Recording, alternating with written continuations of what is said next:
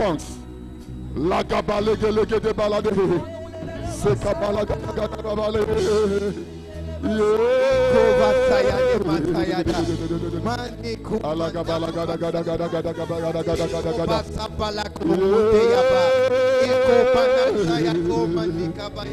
In Jesus' name we worship.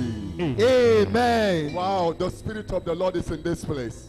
Glory. On behalf of God, I welcome you to this month's edition of our Miracle and Prophetic Service. And this is the second service for today. It is going to be awesome. Wait at somebody by your side, but both sides. Say welcome. Welcome To this month's edition. to this month edition Of our Miracle and Prophetic Service. of our Miracle and Prophetic Service. Expect a supernatural miracle and prophetic touch. Expect a miracle, supernatural touch From the Lord. from the Lord Now. now And always. and always. Congratulations. Please remain standing, please. Let's read God's word. We are taking Bible reading for the message straight from the throne of God to us this morning from the book of 1 Timothy chapter 3 verse 14 and 15. 1 Timothy chapter 3 media chapter 3 verse 14 and 15. These things write I unto thee, hoping to come unto thee shortly. But if I tarry long, that thou mayest know how thou oughtest to behave thyself in the house of God. Some translation call it in the family of God, which is the church of the living God, the pillar and crown of the truth. May the Lord bless the reading of his word in our hearts in Jesus' name. Amen. Look at somebody, tell the person, this church, your immediate God's family. Your immediate God's family. Tell another person again, say this church, your immediate God's family. Your immediate God's family. Tell another person again, say this church, your immediate God's family. Your immediate God's family. That is the message. This church, your immediate God's family, part 1B. We have looked at part 1A. Sit down. This church, your immediate God's family, part 1B.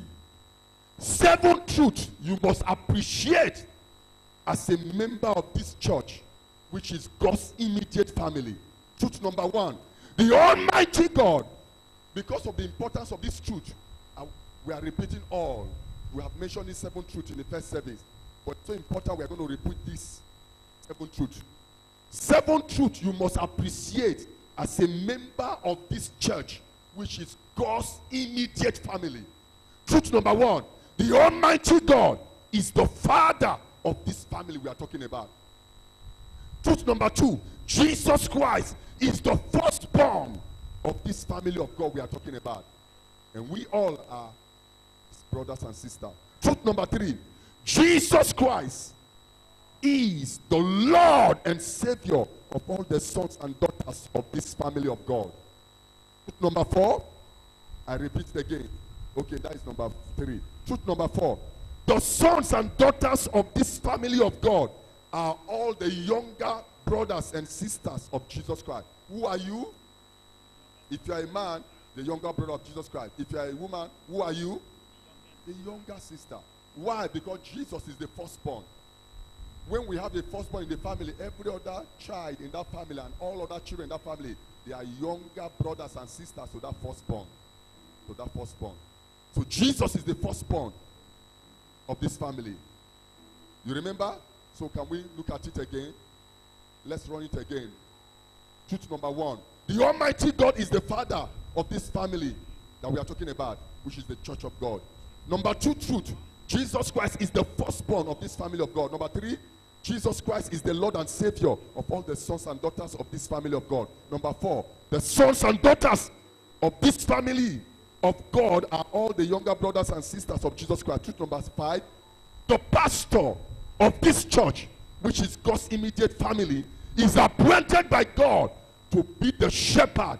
And shepherd means a leader, a nurse, a teacher, a trainer, a captain, a coach, and a father in Christ. That's what Paul the apostle telling the brethren in Corinth, his sons and daughters in Corinth. He said, in the gospel, I have begotten you. You are my sons. I am your father. You may have many instructors and mentors, but you don't have many fathers. In the gospel, I am your father in the Lord. But you have many mentors and teachers, but you don't have many fathers. So the pastor of this church, which is God's immediate family, is appointed by God to be the shepherd, meaning the leader, the nurse, the teacher, the trainer, the captain, the coach, and the father in Christ of God's children in this church. Truth number 6, the pastor of this church, God's immediate family, is appointed by God, not based on age, but grace. Not according to title, but mantle. And not of people's choice, but of God's calling. That's why Aaron said, or Apostle Paul, writing in the book of Hebrews, referring to Aaron, he said, no man takes this honor unto himself except he that is called as Aaron was called. So it's not about people's choice. That's why any church where they elect the pastor, elect the head of a department or a group, that church has turned to democracy. The kingdom of God is not democracy. The kingdom of God is not democracy. The kingdom of God is not what? It's not democracy. It's not the government of the people, by the people, for the people, against the people, around the people, on top of the people, under the people, inside the people, beside the people. No. The kingdom of God is theocracy. Theo in Hebrew, in Greek, means God. And crazy means government or leadership. So the kingdom of God is theocracy. The kingdom of God, the government of God, by God, for God, with God, around God, and for the glory of God. So whether you like God or not, God is the head of the government. Truth number 7. God expects every member of this church, his immediate family, to obey and serve him by submitting. Someone say submitting. Submitting. To pastoral leadership with all joy and humility. Because the pastor is not chosen by popular vote, is chosen by divine calling. So you submit yourself to God through the leadership of the pastor.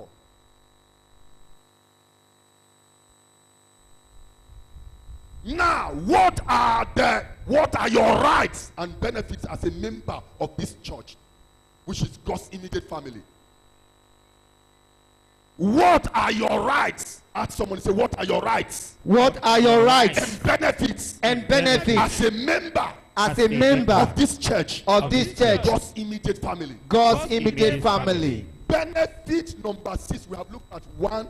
We have looked at rights, your rights and benefits, number 1, number 2, number 3, number 4, and number 5 in the previous service. In this service, we'll pick up from the benefit number 6. Benefit number 6, right, the right you have, number 6, the benefit you have, number 6, as a member of this church, which is God's immediate family.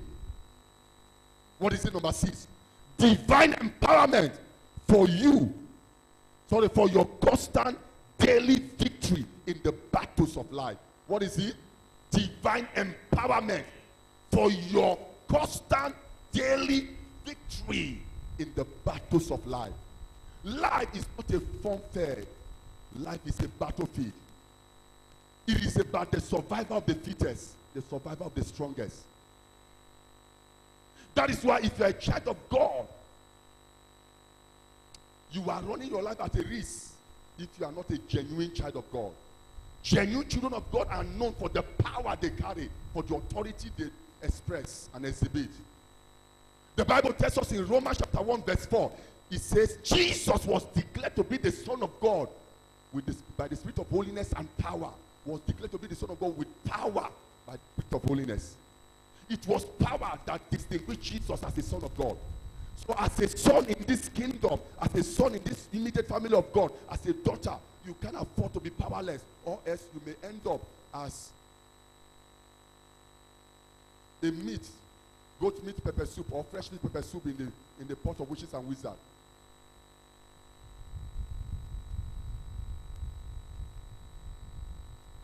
So benefit number 1, number 6, divine empowerment for your constant daily victory in the battles of life. That is your right and benefit. Right and benefit number 7, unhindered access to the throne room of God Almighty at all times. At how many times? All times.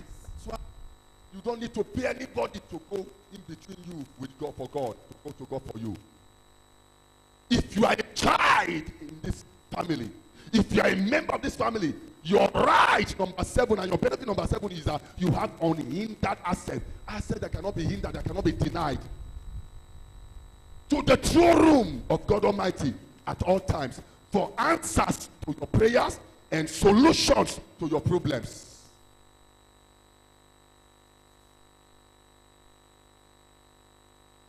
You remember in Hebrews chapter 4 verse 6, I believe, or verse 16. Is it Hebrews chapter 4 verse 16? It said, come unto the throne of grace to obtain mercy and to find help. To you come. You come. That is it. Thank you. You are doing well. Media, you are doing well. That is it. He said, let us therefore come sheepishly and shyly come out boldly unto the throne of grace, that we may obtain mercy and find grace to help in time of need. So you have that boldness to the presence of God. You remember when Jesus gave up the ghost on the cross of Calvary, when he gave up his ghost on the cross, he was not killed, he gave it all to redeem you. The moment he gave up the ghost, he breathed his last. The Bible tells us in Matthew chapter 28, it says, chapter 27, chapter 27, it says the curtain at the temple of God, that thick ancient curtain, generational curtain that used to separate the congregational people from the Holy of Holies, was torn from the top to the bottom. So they were, for years they've been coming to the temple, they had no access to the Holy of Holies. When it was torn, the Holy of Holies was thrown open, wide open for them to see the beauty of God, the glory of God, the grace of God. So they have unhindered access. That is rights and benefits number 7. Right and benefit number 8, heavenly covering and backing for you. You have the covering of heaven. You are not naked. God has covered you with glory, his power, his grace, his mind, his miracle, his wonders, and he backs you up. He backs you up. He backs you up. You remember Mark chapter 16 verse 20. The Bible said Jesus went with them, confirming their words with signs following. When you are a true child in this family called the family of God, you don't go anywhere alone. Anywhere you go, even to ease yourself in the White House, he is there with you. You are taking your shower, you are doing, he's there with you. You are eating, you are sleeping, it's not, he's there with you. He's there. Heavenly covering and heavenly backing for you. Number 9, right and benefit. Angelic assistance and ministrations for you. You remember? In Psalm 91 verse 11 and 12, it says this, he shall give his angels charge over you to keep you. That is why I know in this miracle and prophetic service, you will not be angelless. Amen. You will be angelful. Amen. Every step you take, angels will be there. Amen. You will not be accidented. Amen. You will not be robbed. Amen. You will not be duped. Amen. You will not be raped. Amen. You will not be molested. Amen. In the name of Jesus Christ. Amen. When angels are with you, which demon? Like, can I show you something?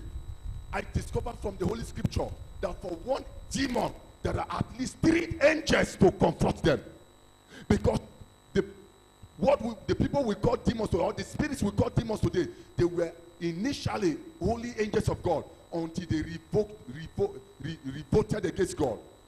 And they were cast down. And the Bible says it just, if you divide the whole angels in heaven into 10 groups, it's just 3 groups. So 7 groups still remain angels. So for one demon that want to attempt your life, there are 3 angels to finish them. And angels are superior in strength in every area to demons. When an angel enter a place, demons submit and surrender. I see angels assisting you all the way. Amen. I see angels ministering to you. Amen. Look up. We are not for angelic ministration. Jesus would have failed that temptation. In Matthew chapter 4, verse 4 to 10, he was tempted like no man business. The devil kept tempting him, kept tempting him, kept pressing on him to fail God and to fail himself. But he kept saying it is written. But in verse 11, the Bible said, and the devil left him. Why? Because the devil saw angels coming. At the instance of angels that were coming to minister to Jesus, the devil took up. No sooner the devil took up than angels came to minister to Jesus. Matthew chapter 4, verse 11. And angels came to minister to him. If Jesus, as mighty he was while he was physically with us, could need angelic ministration, who are you not to need angelic ministration? Angels minister to him. You run your destiny at risk when you lack angelic ministration. Angels minister to him. I was talking of Psalm 91, verse 11 and 12. God speaking, he said, I will give my angels charge over you to keep you in all your ways. How many ways? In all your ways. Going to your hometown, that's why don't be afraid of your village. If you know angels are with you, go there. When you enter, the village will tremble. I remember Prophet Samuel, whenever he goes anywhere, the Bible said the city will tremble. At the entrance, at the instant and sight of Samuel, the whole city will tremble. Why? He doesn't go alone, he doesn't walk alone. He walks with battalions and trillions and billions of angels. Not just square angels, archangels. So people see the angels around him and they quake and tremble. May your enemies quake and tremble henceforth. Amen. Wherever you go henceforth. There's someone here, your lecturer has victimized you. Has always find a way to crucify you. When school resume, even as I speak now, your angels will torment that lecturer. Amen. Finally, when school resume, when you appear in school, the lecturer will literally kneel down to beg you. Amen. We need them to beg you. Amen. In Psalm 34, verse 7, it says, the angel of the Lord encamp round about those who fear him and deliver them. Now, in Hebrews chapter 1, verse 7, God speaking, he said he made his angels spirits. That's why they are not human, they are so powerful. When a door is closed against you, they don't need key to enter. They will enter spirits into that door and collect whatever it has been denied you. If you had entered, what you would have gained in that door, in that room, in that office. When they lock it, they think that they have positive angel. Your angels will enter without key, without opening, because they are spirits. A spirit doesn't need key to enter a house. It passes through this wall and goes and goes. Because they are spirits, they will enter unenterable places to take whatever they denied you and give it to you in the name of Jesus Christ. Amen. It said, who made his angels spirits and his ministers a flame of fire. Now, Hebrews chapter 1, verse 14, it says, are they not all ministry spirits? Ministry means 7 spirits sent forth to minister to those who are heirs of salvation. As a heir, as a younger brother of Jesus, as a younger sister of Jesus, I don't care your age, whether you are 1,000 years, 2,000 years, you are still the younger sister of Jesus, younger brother of Jesus, because he's the ageless God. He's been before the world began. He only came to be born for him to die for you. He said, are they not all ministry spirits to minister? The word minister means serve, to serve those who are heirs of salvation. Stand to your feet. I see angels serving your interests. Amen. Oh Lord. Oh Lord. What an amazing revelation. What an amazing revelation. That one of my rights. That one of my rights. Benefits and benefits as a member of your immediate family, as a member of your immediate family, which is this church, which is this church, is for me to enjoy angelic assistance and ministrations. is for me to enjoy angelic assistance and ministration. And I see angels ministering to me. I see angels ministering to They are me. serving my interest. They are serving my interest. Whatever I am interested in, Whatever I am interested that in looks impossible to me, that looks impossible to it's me, over possible now. you are possible now. It's over possible now. It is over possible now. By angelic assistance and ministrations. By angelic assistance and ministration. Amen. Amen. Sit down. Number 10, right and benefit. What is it? Open heaven over your life and over all that is yours in life. Number 10. What is benefit number 10? Open heaven. You remember when Jesus was baptized, because he was a true son of God. The heavens were opened unto him. And the Spirit of God came. Before the Spirit of God came, there was a voice that announces Jesus, introduces Jesus, saying, "This is my beloved son." After today, Amaz the Peliga, the heavens is open. I speak prophetically. Stand up. Stand up. Stand up. Come. The heavens are open. Amen. The heavens are open. Amen. The heavens are open. Amen. The heavens are open. Amen. The heavens are open. Amen. Ah! Oh, my Father, open heaven. Open heaven. Unusual. Come here. Come. Open heaven. Oh, my Father, open heaven for me. Oh. Open heaven.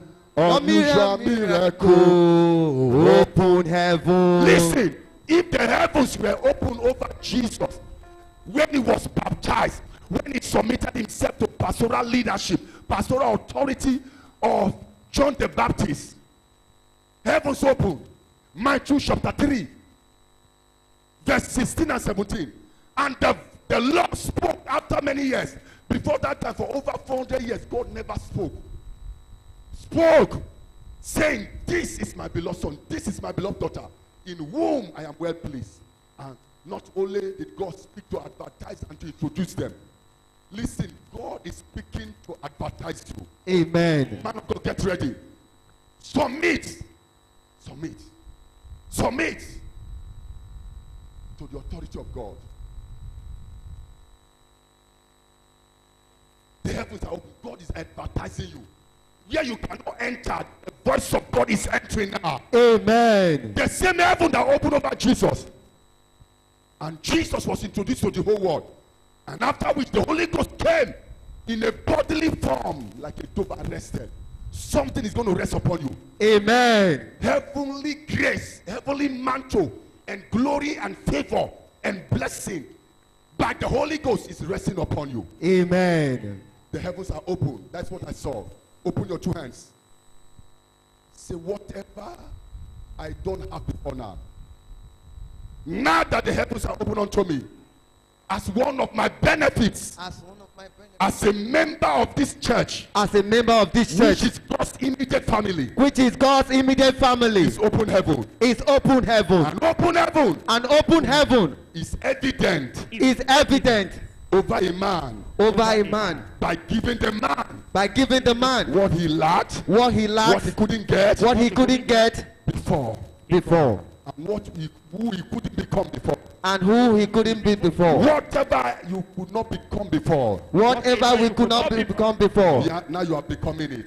now we are becoming it. Take it now by the oil of God. Take Amen. it now by the oil of God. Amen. Liberagade. Zayada. Go back to your seat. Thank you, Lord Jesus. Stand up. The heavens are open over you. What he did for this woman is doing for all the women here. What he did for this man is doing for all the men here. Amen. Say the heavens The heavens have to open. have been opened, Have to open. have to open As one of my rights. as one of my rights, Benefits. benefits, And benefits. and benefits, And benefits. and benefits As a member as a member of this church of God. of this church of Which God, is God's immediate family. which is God's immediate The family. heavens are open now. The heavens are open now. Impossible is possible now. The impossible are impossible now. Amen. Amen. Sit down. Benefit number 11. Enjoying divine presence which forbids demonic attacks on your life and biological family.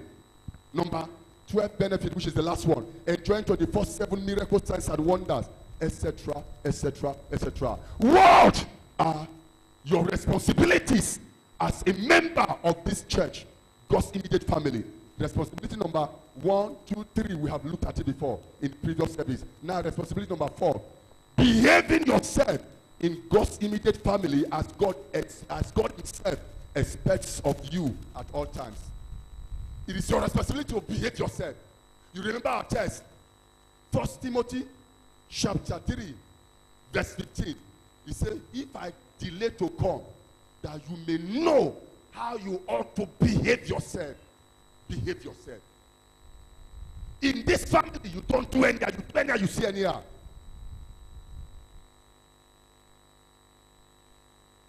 You submit yourself to God under constituted authority. You behave yourself. So your fourth responsibility as a member of this family, what is it? Behaving yourself in God's immediate family as God himself expects of you at how many times? All time. Look up. I've told the story here before. Some time ago, I had to travel out of this state to a state, and I need to be there for about a week or thereabout.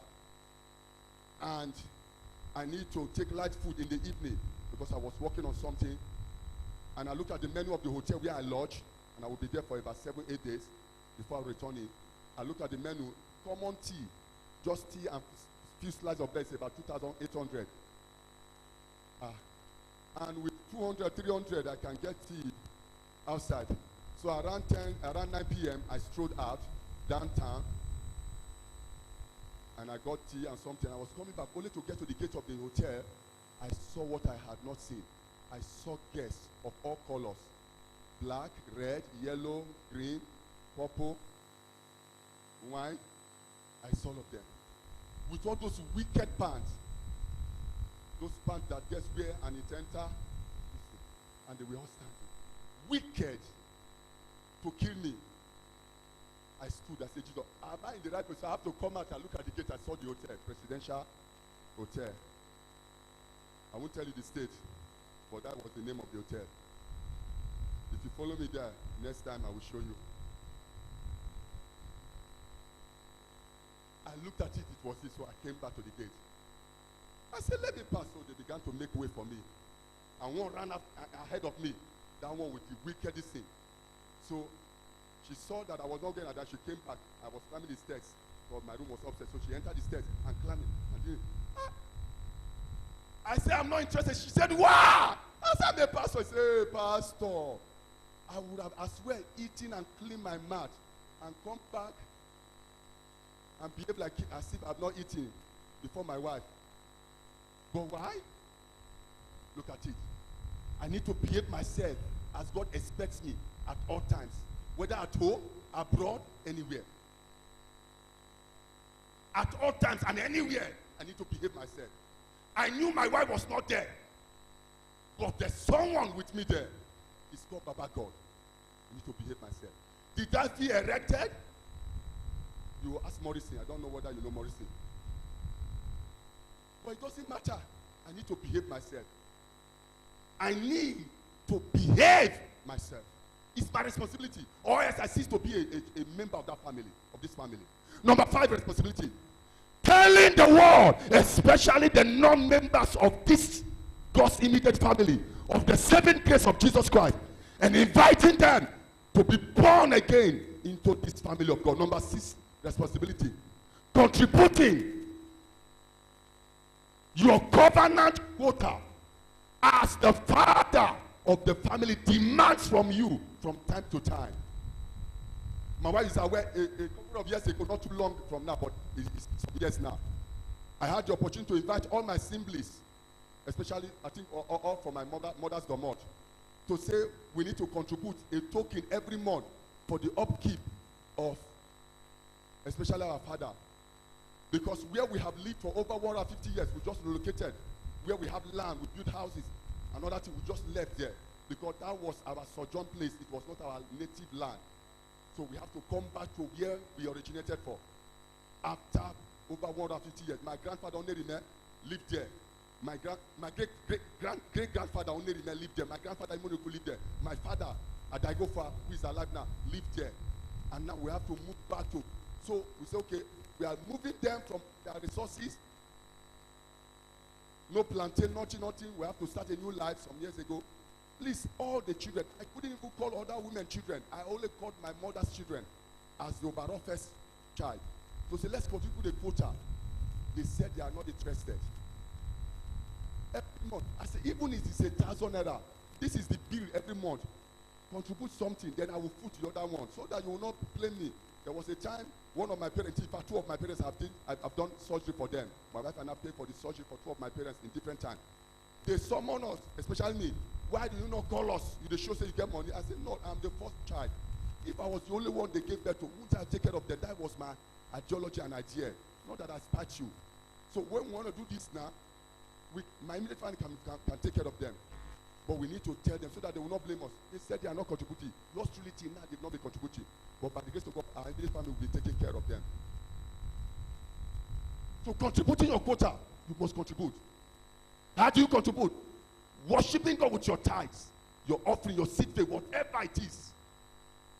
Can I tell you something? Some of them who said no, I have been fasting and praying for them. Life became unbearable financially and economically for them. Nobody caused them, but God saw that they were not willing. That is where they belong, but they said they were not willing. As little, I brought it even as little as 1,000 naira a month. We have 28 days. The smallest month is 28 days month. And then we have 30 days month. The highest month is 31 days. You cannot give your parents, father, mother, 1,000 naira. When I spend almost some months, 20,000 naira recharge card, some month, and people say dash me recharge card, and you cannot give your parents 1,000 naira. Are you a member of that family? Anything you see, you manage them. So in this family, you must not fold your hands. Whenever there is a call, whenever God demands you to do something, from time to time, oblige. Oblige! That's how to be a true member. I can't finish this message. So long. It's so long. Maybe I should stop in number 7 because we see how many other things that would have been a great benefit to you. Number 7, be proud of and celebrate this immediate family of God to which you belong, and let it show in your speech and life, anywhere, any day. Let it show. Be proud of it. Be proud of it. Look up. For 15 years plus, I've been doing a study on church growth and on churches that are so prosperous, and the members, why the members of a particular denomination are so prosperous. I discovered this was the secret.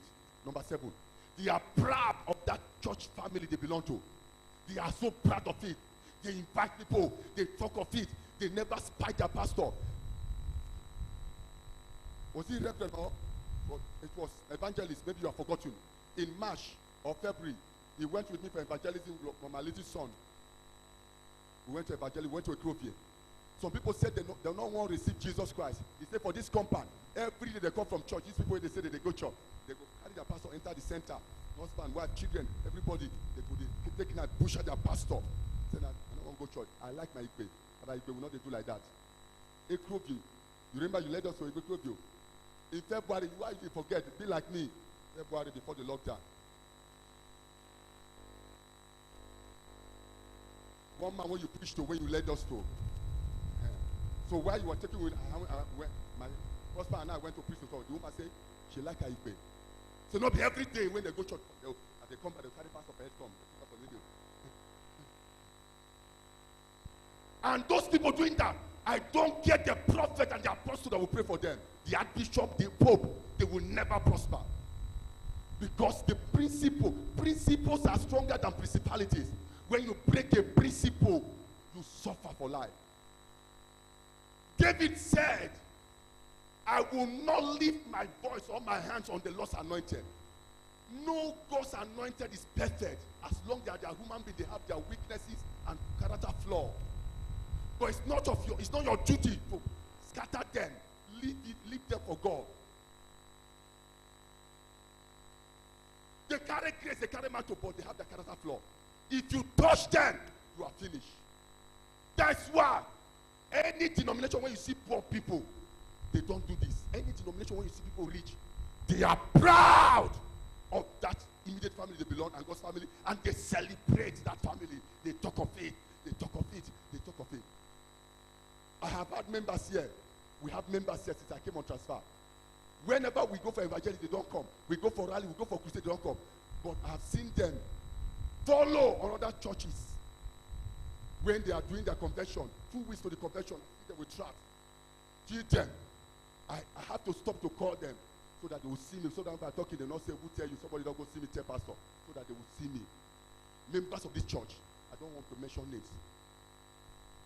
In this road, there are churches when I do convention. They join the trailer. Hey, I invite you. So I went so that she could invite me. I said, give me your pastor. I said, I see you. But yeah, they are not proud. The Lord came down and told me to teach this. It's painful that I can't finish it. I've not even gone halfway of this second service message. But I have to stop now because I'm behind schedule. The Lord came down and I felt him. I felt his presence in a direction in my room. And I was so bad. I was weeping. He began to teach me and I began to write this message. He said, my people don't know their responsibility. They claim to be members of my family. And if you're not responsible, you will rose and roam in life. Roam and rose. Responsibility is to respond to your ability, in the ability God embedded in you. You respond. To respond means that you have to be proud. That's why I can never call Hebrew family my family. I'm proud that I belong to a Immanuel family. Because we are proud, the Lord has blessed my wife and I to bless that family. In the history of the Immanuel family, we will not forget Morrison and Esther. Because what God used us to do. I have told you before, my father didn't have the privilege to buy a pencil for me. A pencil for me. But I bought him what and pencils. Of the whole world together, I can afford it for him. Why I'm proud of that family.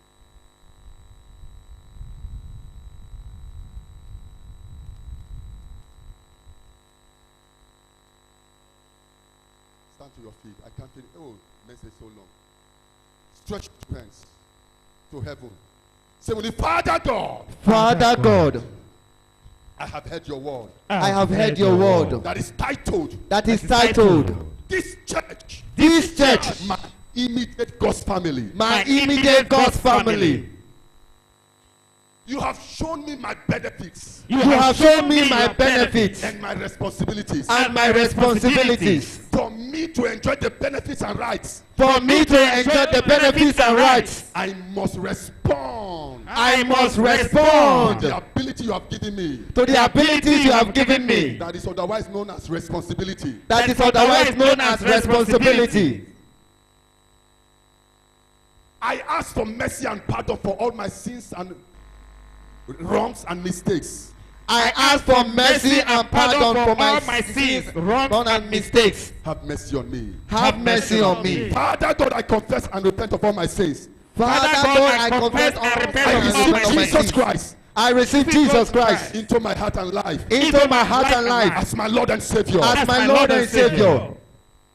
My sins are forgiven me. My sins are forgiven My me. name is written in heaven. My name is written in heaven. I am born again. I am born I again. have eternal life. I have eternal Thank life. you, Father God, Thank you, Father for God, saving me. for receiving me, For saving me. for saving me. Amen. Amen. Listen, one prayer point.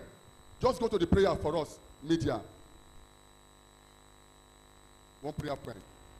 It says, Father God, Father God, in the name of Jesus in Christ, the name of Jesus help Christ, me, oh God. help me, oh God. Help me, oh God. Help me, oh God.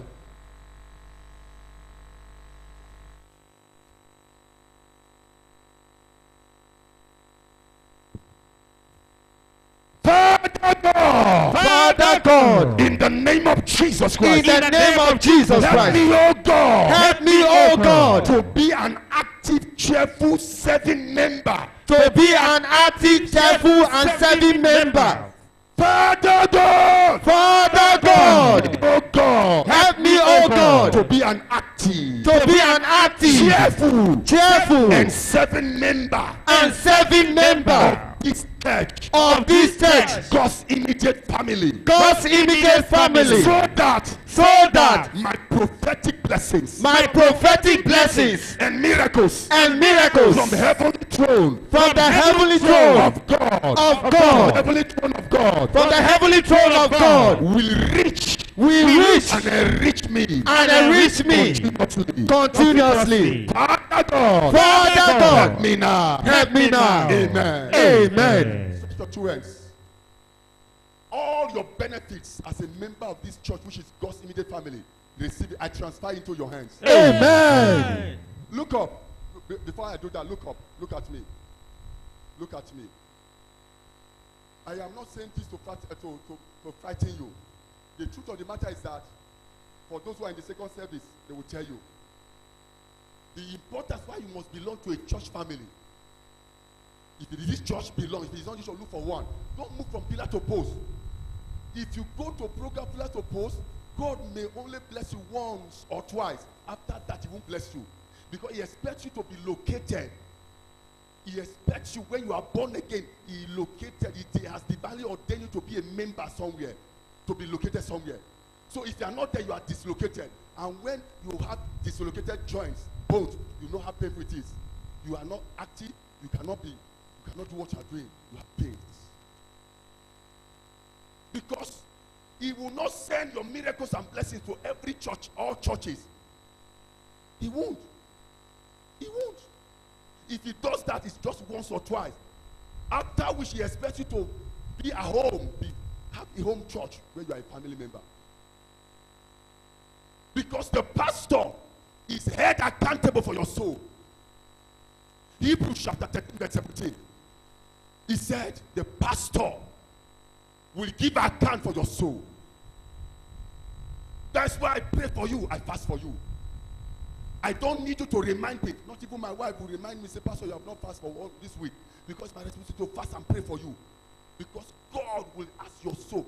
But if you are not a member, you are just coming here for program to collect prayer, collect blessing, collect miracle. I am not accounting for your soul. But if you are a member, I will account for your soul. I will account for your soul. That's why when I hear that you are not feeling fine, I fast. Lord, she must be well. He must be well. When I hear that you are not doing well, it's my responsibility. Put it for us. That is it. Thank you. Lydia, you are doing well. Look at it. I will account for your soul. Look at it. Hebrews chapter 13 verse 17. It says, obey the pastors, including Pastor Morrison, is one of them, that have the rule, the leadership, the pastoral leadership over you. Why?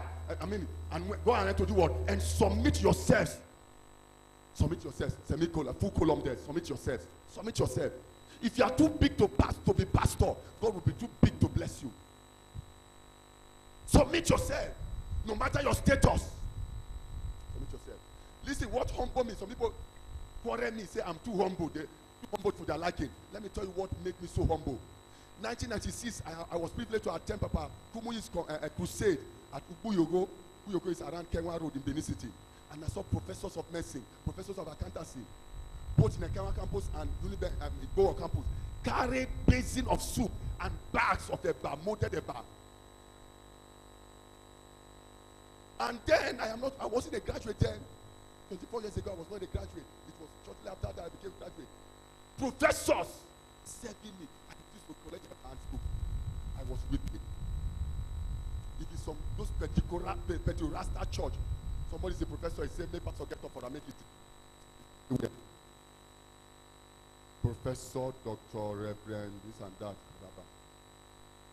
I was humble to my bones. That's why I'm humble. Don't query me, don't begin to flog me, say I'm too humble. That's one of the things that broke me down. Who am I not to serve you?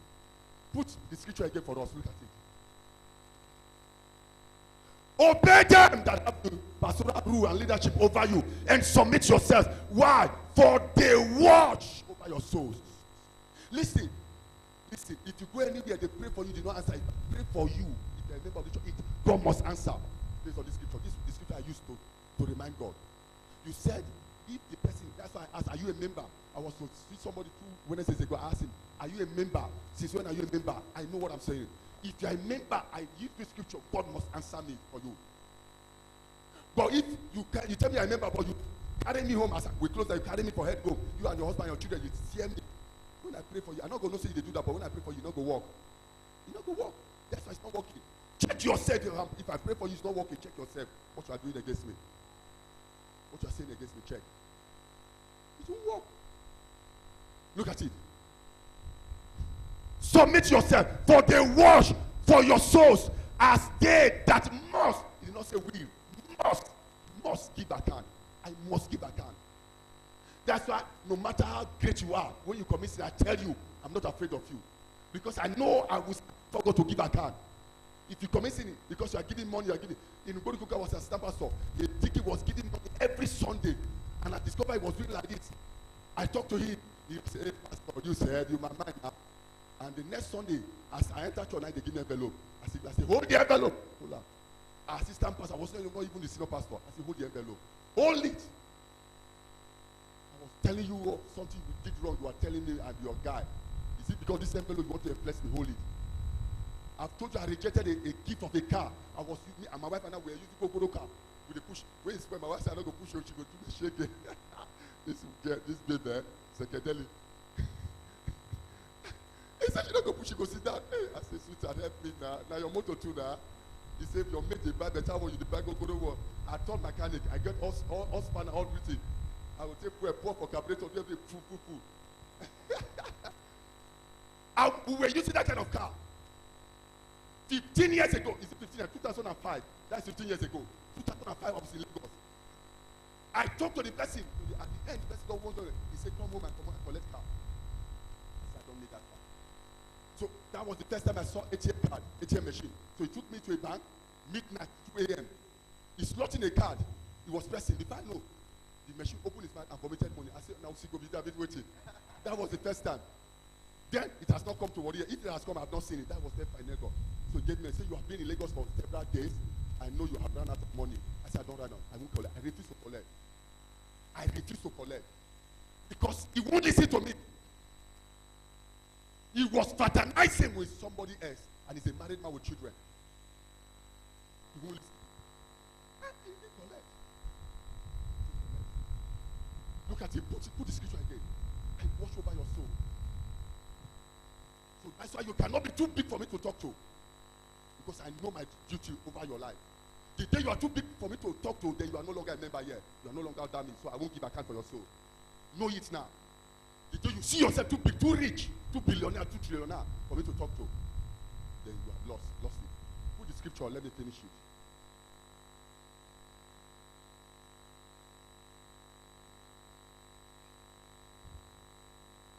For they watch for your soul as they that must give account, that they may do it with what? Joy. What gives me joy is not when you give me money. Thank God when you give me money, it gladdens me sometimes. But what gives me joy in your life? When you live right. When you are living right.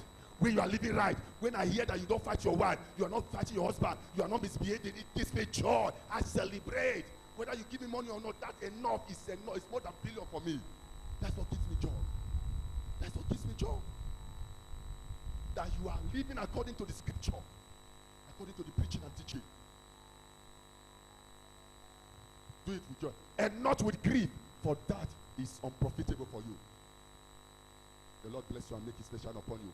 Amen. Rush out with your tithe. Oh, we don't overshoot the time again.